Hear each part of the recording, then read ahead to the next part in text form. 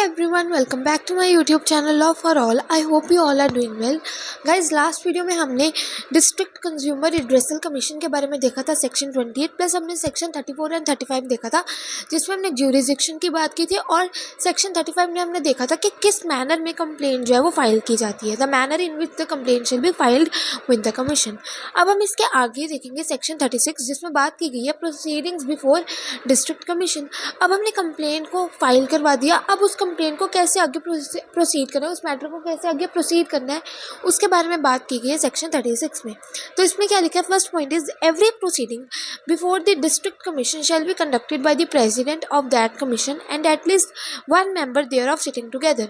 अब इन्होंने क्या बोला, जो भी मैटर है उसको कौन कंडक्ट करेगा, कौन इंटरप्रेट करेगा, एक तो प्रेसिडेंट करेगा और उस कमीशन में जितने भी मेंबर्स हैं उनमें से कोई एक मेंबर। फॉर एग्जांपल, कमीशन में 3 मेंबर्स हैं, मेंबर ए, बी एंड सी।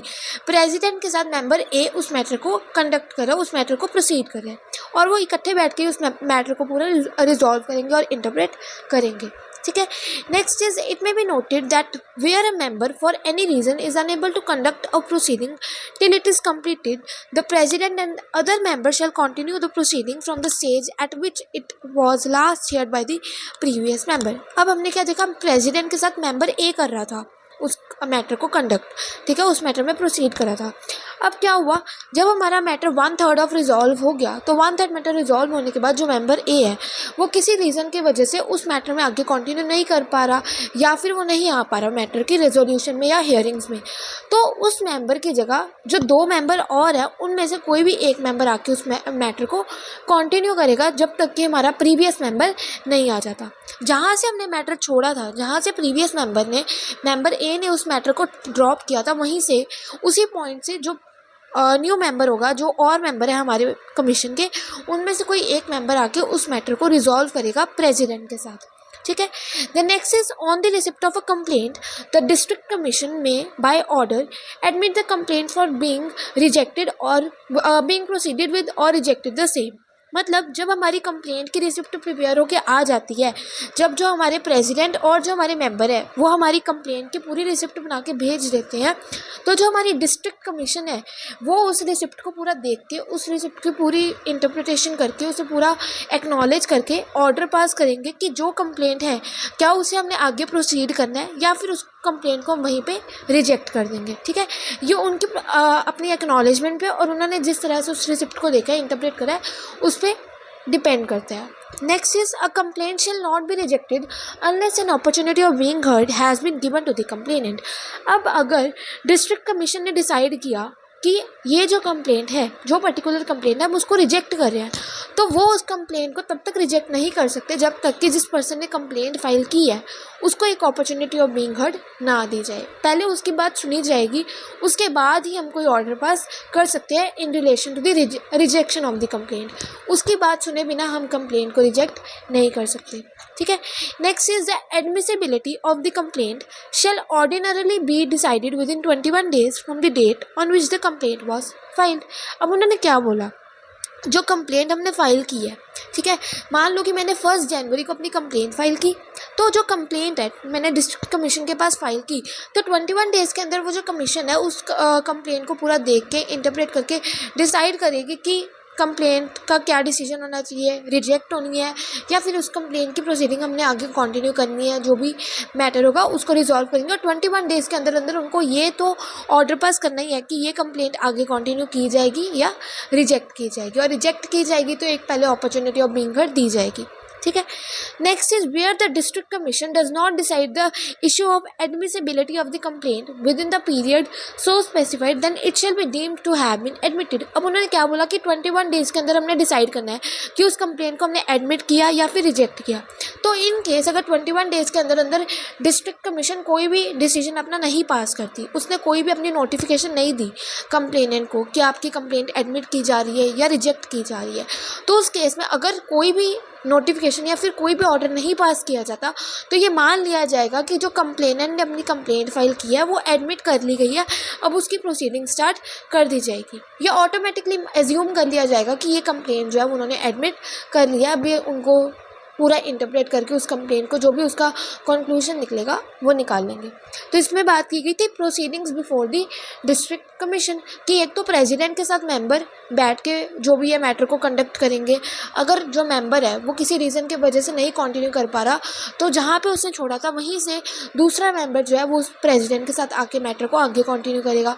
फिर वो डिसाइड एक रिसिप्ट बना के भेजेंगे और कमीशन जो है वो डिसाइड करेगी कि मैटर को हमने प्रोसीड करना है या फिर रिजेक्ट करना है। अगर रिजेक्ट करना है तो कंप्लेनेंट को एक अपॉर्चुनिटी ऑफ बीइंग हर्ड दी जाएगी। फिर जब मैटर उनके पास आ जाता है, कंप्लेंट फाइल की जाती है, तो 21 डेज़ के अंदर अंदर उनको डिसाइड करना होता है कि कंप्लेंट आगे प्रोसीड की जाएगी या रिजेक्ट की जाएगी। और अगर 21 डेज़ के अंदर अंदर कोई भी हमें नोटिफिकेशन या कोई भी कंक्लूजन नहीं पास किया जाता, तो मान लिया जाएगा कि वहाँ पे हमारी जो कंप्लेंट है वो एडमिट कर ली गई है, हमारी कंप्लेंट को रजिस्टर कर लिया गया। तो ये था proceedings before district commission section 36। Now the next is reference to mediation section 37। Mediation का मतलब क्या होता है कि कोई भी जो मैटर है जिसको लेके या फिर कोई भी हमारे इश्यूज हो रहे हैं दो पार्टीज के बीच में, ठीक है, तो अगर उस इशू के बारे में इंटरप्रेट करने के बाद लगता है कि they can settle on the issue, ठीक है ना, दोनों पार्टीज बात करके आपस में उस मैटर को रिजॉल्व कर सकते हैं या फिर कॉम्प्रोमाइज़ करके उस मैटर पे रिकंसाइल कर सकते हैं, तो उसको कहते हैं रेफरेंस टू मेडिएशन। इसकी बात की गई है सेक्शन 37 में। इसमें उन्होंने क्या लिखा कि at the first hearing of the complaint after its admission और at any later stage if it appears to the commission that there exists any element of settlement which may be acceptable to the parties except in such cases as may be prescribed, then it may direct the parties to give in writing within 5 days the consent to have the dispute settled by the mediation in accordance with the provision of chapter 5। अब हमने देखा proceeding of district commission में कि जो हमारी commission है वो matter को एडमिट कर लेती है या फिर रिजेक्ट करती है। तो admission, after the admission of the complaint को एडमिट करने के बाद या फिर कंप्लेंट के एडमिशन के बाद जब वो उस मैटर को रिजॉल्व करना स्टार्ट करते हैं, ठीक है, इंटरप्रेट करना स्टार्ट करते हैं, अगर कमीशन को ऐसा लगता है कि जिन एलिमेंट्स के बेसिस पे पार्टीज ने जो है कंप्लेंट फाइल की है उन एलिमेंट्स के ऊपर इतना कोई बड़ा केस बनाने की नीड है ही नहीं, they can resolve the matter, जो दो पार्टीज हैं उस मैटर में इन्वॉल्व वो उस मैटर को बातचीत करके सेटल डाउन कर सकती है। तो वो क्या करेगी, कमीशन उनको कह देगी, उन दोनों पार्टीज को लिख के बता देगी या फिर उनको नोटिस भेज देगी कि आप जो है 5 दिन के अंदर अंदर अपने मैटर को सेटल डाउन कर सकते हो by mediation in accordance with the provision of chapter 5। Mediation की बात चैप्टर 5 में की गई है, ठीक है। तो मतलब एक तरह से जो कमीशन है उन्होंने दोनों पार्टीज को एक रिटर्न में नोटिस भेज दिया कि आप ये मैटर बातचीत करके सॉल्व कर सकते हो, ठीक है। तो 5 दिन के अंदर अंदर जो दो पार्टीज है वो ट्राई करेगी मेडिएशन के थ्रू सॉल्व करने की, एंड अगर हो जाता है, अब नेक्स्ट क्या है, where the parties agree for this settlement by mediation and give their consent in writing, the district commission shall within 5 days of receipt of such consent refer the matter for mediation and in such case the provision of chapter 5 shall apply. वही बात कि अगर जो parties हैं वो settlement कर लेती है अपनी मैटर की बाय मेडिएशन और अपना कंसेंट रिटर्न में दे देती है कमीशन को, तो जो डिस्ट्रिक्ट कमीशन है वो 5 दिन के अंदर अंदर जो उन्होंने भेजा है अपना कंसेंट लिख के, दोनों पार्टीज ने अपना कंसेंट दिया है, उसकी एक रिसिप्ट बनाकर मेडिएशन के लिए भेज देगी और चैप्टर 5 जो है हमारा प्रोविजन ऑफ चैप्टर 5 है उसके अकॉर्डिंग मैटर को रिजॉल्व कर लेगी। तो ये था रेफरेंस टू मेडिएशन। आज हमने क्या क्या देखा, proceeding before the district commission और रेफरेंस टू मेडिएशन, दोनों बहुत इजी टॉपिक्स एंड इम्पॉर्टेंट भी है। Reference to mediation case study के बेस में पूछा जा सकता है कि फॉर एग्जांपल वो पूछ सकते हैं कोई केस देख के एंड में क्या कह सकता है कि ऐसा लग रहा है कमीशन को कि इतना कोई लंबा खींचने की ज़रूरत नहीं है, तो कौन सा मैटर या फिर कौन सा प्रोविज़न अप्लाई हो सकता है। तो हियर द चैप्टर 5 के जो प्रोविज़न है मेडिएशन के उसके अकॉर्डिंग हम कर सकते हैं मैटर को रिजॉल्व। तो ये था सेक्शन 36 एंड 37। नेक्स्ट वीडियो में हम देखेंगे procedure of on the admission of the complaint, ठीक है। इसमें भी काफ़ी क्वेश्चंस पूछे जाते हैं, तो हम ये एक सेपरेट वीडियो में ही करेंगे सेक्शन 38। तो जो हमने अभी तक किया है इसके रिगार्डिंग अगर आपको कोई भी डाउट है, कोई भी क्वेरी है, तो you can comment down in the comment section और even though you can DM me on my insta page जिसका लिंक की डिस्क्रिप्शन में मैं डाल दूँगी। तब तक के लिए आप रिवाइज करते रहो and do not forget to like, share and subscribe to my channel for more updates. Thank you and have a nice day.